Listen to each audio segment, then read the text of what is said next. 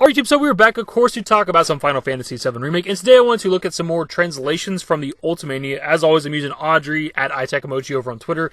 She's the only person I've ever used for any sort of translations, and as always, whenever I'm using her translations, her Twitter is linked in the description below. So we're just going to hop right into it, my dudes. So first up, we have a follow-up to a previous video I did where we've done a couple videos actually, about the Final Fantasy X, Final Fantasy VII connection theory, and the Ultimania actually talks about the appearance of the Shinra character from FF10 too. And to be completely honest, I thought we'd already talked about this. I guess I was confusing it with the Ultimania confirming the theory with Advent Children or whatever, with Laws, Yazoo, and Kadaj being the three Whisperers we fought at the end of Remake. But as I mentioned previously, Audrey's the only person I use for translations, and her tweet about the Shinra character in the Ultimania was from June 3rd, just a couple of days ago. So clearly, we have not talked about this. Anyways, onto her translation. It says, Secret number 70, that masked person in the picture looks familiar, Shinra Factory exhibit picture. In Chapter 16, on the 60th floor of the Shinra building, there's a memorial exhibit that contains a picture of the Shinra Factory workers. There's a character in the middle of the picture who's wearing a mask, and this mask is also worn by a young genius boy character in Final Fantasy X-2 named Shinra. Picture 1, which is the first picture, the monochromatic picture from the remake that has the older Shinra character, says, the picture draws attention to the odd mask that clashes with the rest of the person's suit. Is the person sitting next to the masked man President Shinra in his youth? So that's actually something pretty interesting that I've never considered when we talked about this previously, is President Shinra actually being in this picture?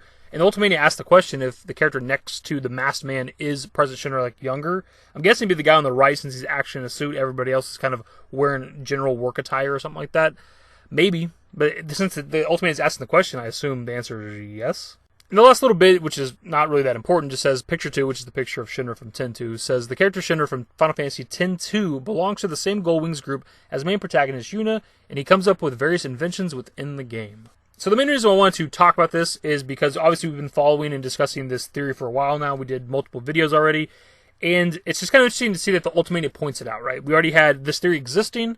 Then we had the developers, like a few years ago, more or less confirming it through multiple different interviews. And then now with the remake, they put a character in that looks like an older version of the Shinra character from X-2. And then we also now have the Ultimania itself for the game referencing it. Not that I'm necessarily out there looking for more evidence to prove the connection theory real, because once the developers said it was legit, then that's kind of all I needed. But I thought it was interesting to point out. The next translation from the Ultimania I want to look at is about the Ancients and the Promised Land, and even a little bit about Neo Midgar. And it says, an ancient tribe from a distant past who were the first pioneers of the planet. Shinra Company calls them the Ancients, but their real name is the Cetra.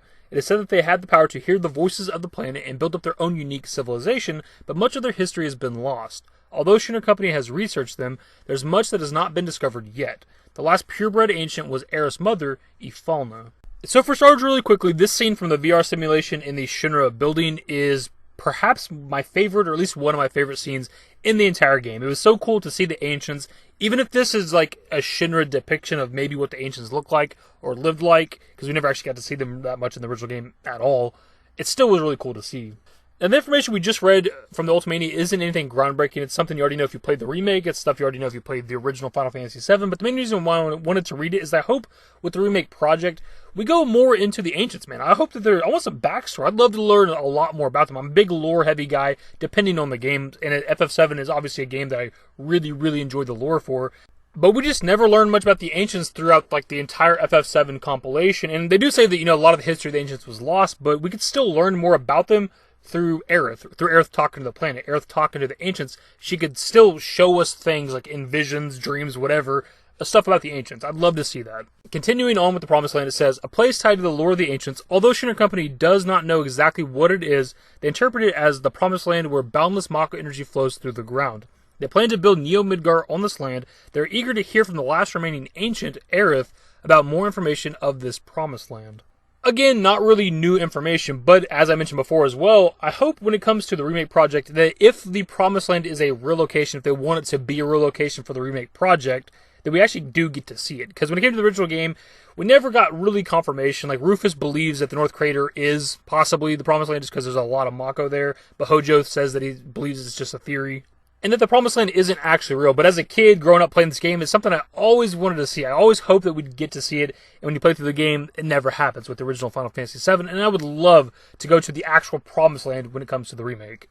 Also in this cutscene, the shot coming up of Neo Midgar is absolutely badass. Because they talked about Neo Midgar in the original game. I don't think there's any like visuals in-game of it. You do get to see a poster in the remake of what Neo Midgar looks like, but then this cutscene happens and you actually get to see Neo Midgar, like what they want to build if they ever find the Promised Land.